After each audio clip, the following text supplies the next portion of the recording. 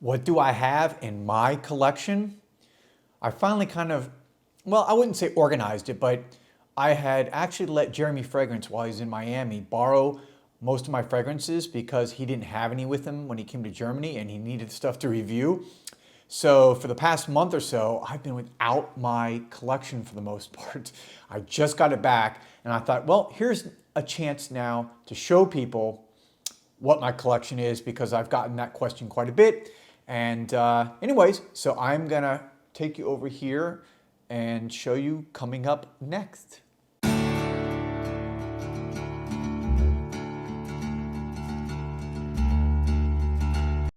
All right, welcome back everyone. This is Joel the Nose coming to you from my house, my kitchen countertop.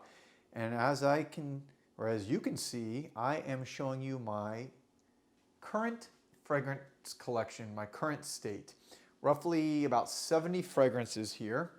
Actually, I think the number is exactly 69. Interesting number, right? Anyways, a lot of questions I get in the comments are, hey, can we see your collection?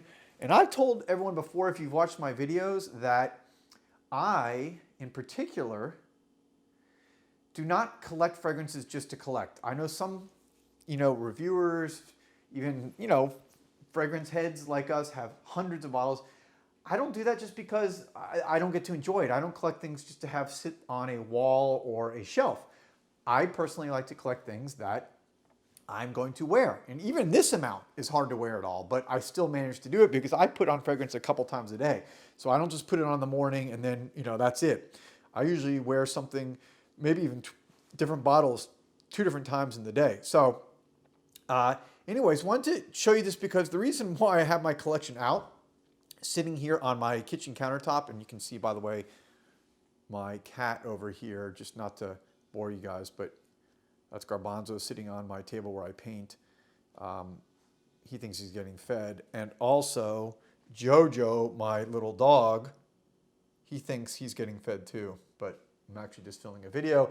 And by the way, you can see some of my paintings. My paintings literally line my entire house. I framed, some not, but they're everywhere. My house is basically like an art gallery.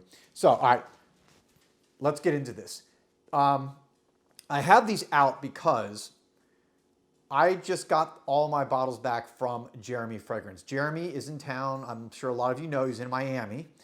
He's been here for about a month from Germany. And when he came here, we're friends, and he reached out to me and said, hey, Joel, can I borrow your fragrance collection? Because he didn't bring anything with him other than like a bottle or two. He couldn't bring it on the plane. He couldn't really bring his collection.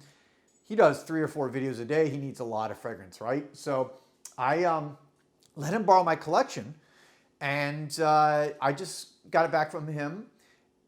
And now as I had anything kind of in boxes or in a box, I decided to just kind of put it out and show my collection, since people had been requesting it in the comments to see what I owned. All right. Most of it's here. I have noticed actually there's a few bottles that I forgot with Jeremy, specifically some more designer fragrances, because that's what he prefers. Like Sauvage and Acqua di Gio are not here. But anyways, let me get kind of right into this. Just give you just a brief, showing of what I have here. You can see here a bottle that I've gotten recently. This is Mon Nom Es Rouge from Majda Bakali, beautiful fragrance. Then I go right into a bunch of Imaginary Authors bottles. This is Slow Explosions, wonderful fragrance. It's kind of like an apple spicy leather fragrance. Then I go into my favorite Dolce & Gabbana. This is Desert Velvet Oud. Andrea Mack, for those of you who've seen me talk about, this is a beautiful incense cinnamon, or kind of like, not cinnamon, incense skin scent. This is Archetipo from Menitorosa. Probably, I have to say this, the one fragrance in this entire collection here that I don't really wear. And it's the one fragrance I don't buy, like I said, fragrances I'm not going to wear. For whatever reason, and I don't blind buy usually, I'd worn that a few times. It worked well on my skin, and now that I own it, I don't enjoy it. I'm going to keep giving it a second try, but I don't really love it right now. This is a weird little known fragrance. I got it at a boutique here in Wynwood in Miami, and it's called Endgame by a company called Rhodes. it's not a typical fragrance house, but I enjoy it. It's a great daily fragrance. Desired by Elazire. You've heard me talk about this. This is my most complimented fragrance right now. It's an oud spicy saffron bomb that lasts all day. I got Atomic Rose. I have some, these are wonderful fragrances from Nicolai Parfums. Patricia Nicolai, for those you don't know, is the granddaughter of Guerlain. She has her own house, has had it for like 30 years, beautiful house. Fête Person by MDCI, love this house. Cecilia Zarokian is the perfumer. She's just a superstar. And of course, one of my favorite houses in all the world now, Masque Milano. I have Lucy at Ombre. I have Mandala. And I just got this, Petra. This is a kind of like a travel size bottle that I just got. Petra, love it. One of the newer releases. 8 and Bob, got it here at the front because, well, that's the first niche fragrance I ever owned. Got a couple there. I've got Mr. Ramon Manigal. This house is amazing. It's a Spanish house, for those of you who don't know it. Soul for Oud is one of my favorite oud fragrances in the world. It's a really strong oud, though, so you got to love oud to wear this. I got Habdan back there from Parfums de Marly. We got, of course, Amouage. This is Enclave, one of their newest releases. What else do we have here? We got, of course, Ormond Jane. For those of you who have followed me, Zizan for a long time was my signature scent. Beautiful fragrance. We got Nasamato. We've got Memo Paris. And this is interesting. Look at all the fragrances I have here from Etat Libre de Orange. I have 4, 5, 6. I think this is the most of any house. And the reason why, I can tell you, I love the house. Tom of Finland, by the way, if you've never smelled this, I love it. To me, this is like epitomizes masculinity and just like beast mode fragrance. I've got, Exit the King here is one of my favorite new fragrances. It's like a metallic rose fragrance and also like a kind of a soapy rose fragrance. But anyways, the reason why I have so many Etat Libre de Orange is because you can buy in these 50 and 30 ml bottles, which allow you to get into a good niche fragrance for around $60, $70. Hey, my cat, again, is climbing around here. Okay, we got Montal. This is kind of a hidden gem. This is Oud Forest, the very first oud fragrance I ever owned. It's a lemony, citrusy, light oud fragrance. So if you're looking for something that's a little different to get you in the oud world, that's a great one. We got Histoire des Parfums. Have you guys seen this one before? Malbrum Parfums. This is like a combination, like Nordic. I think they're from like, not Sweden, but maybe Norway and France. It's like a combination. I love this Tigre. This Tigre du Bengal is like a spicy oriental amber fragrance. I got some Le Labo. And I've got Date for Men and Office for Men. Got to support Jeremy. I love those fragrances, actually. Very good wearable fragrances. Right? You got Xerjoff. I got Herba Pura right at the front. Well, what am I also going to say? Herba Pura, I haven't seen anything like it in years. It's the most popular fragrance at Osme Perfumery. Anybody that comes into the store goes crazy and buys this instantly. But my favorite from the house that at least in my collection, is Uden. It's this kind of citrusy, grapefruit, light, but beast mode fragrance that gets so many compliments. Of course, Naxos, one of the most popular from the house.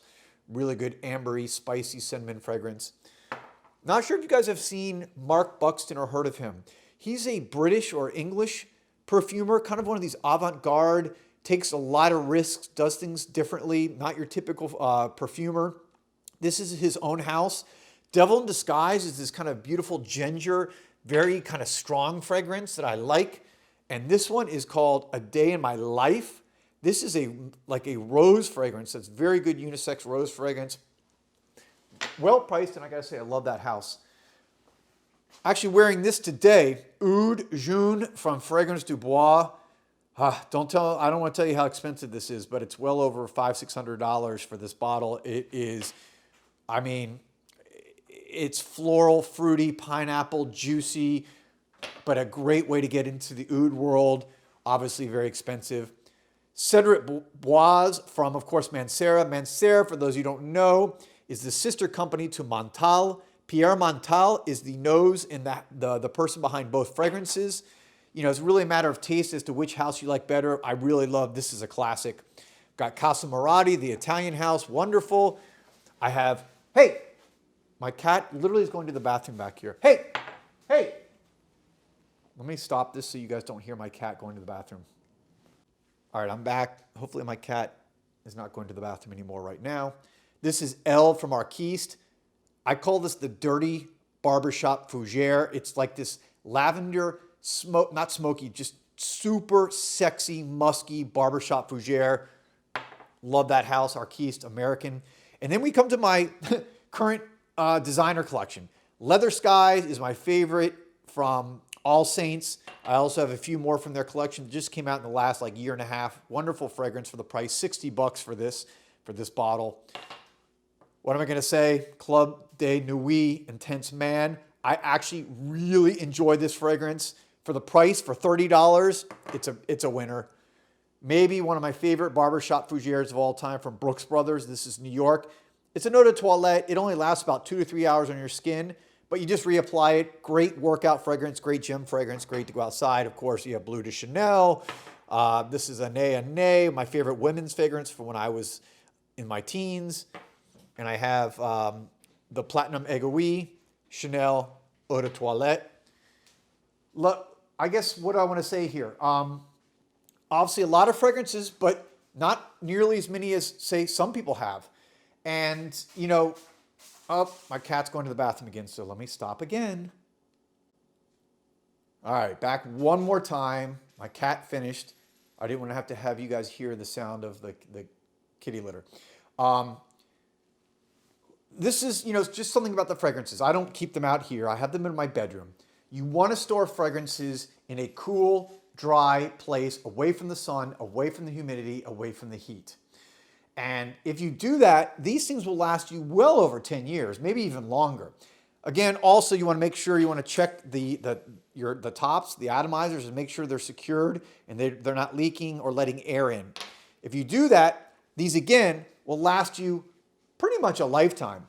They will change over time, just, you know, because as they sit in the bottle, fragrances continue to macerate, which means they basically are almost, you know, cooking. You know, fragrances, the oils, they come together over time, they macerate and they blend. And as they sit there over time, they're going to continue to macerate. And as that happens, the smell is going to change a little bit. So I actually think that's cool that this bottle now, 5 years from now, it's going to smell a little differently, but it will give it more character, I think. So again, keep them in a cool, dry place, which means don't put them in the bathroom. Bathroom is the worst spot because it's high humidity, it's heat from the shower, it's wet. It's not going to be good for them. Keep them in your room somewhere or maybe an extra room if you have one where there's not direct sunlight, where it's cool, where it's dark. That will keep your bottles long lasting and usable for you so you're not wasting your hard-earned money. Anyways, there you have it. This is my collection. Again, about 70, actually 69 bottles right now. I have a bunch of other smaller ones, sample and travel size, but I just want to kind of bring out most of my main ones here. And again, I have an amount that I only purchase a fragrance when I like it. Every fragrance here I like and I wear. Like I told you, the only one that's giving me a little bit of problem right now is Archetipo, but I'm not going to give up on it because I did like it at one point, so I'm assuming I will like it again. There you have it.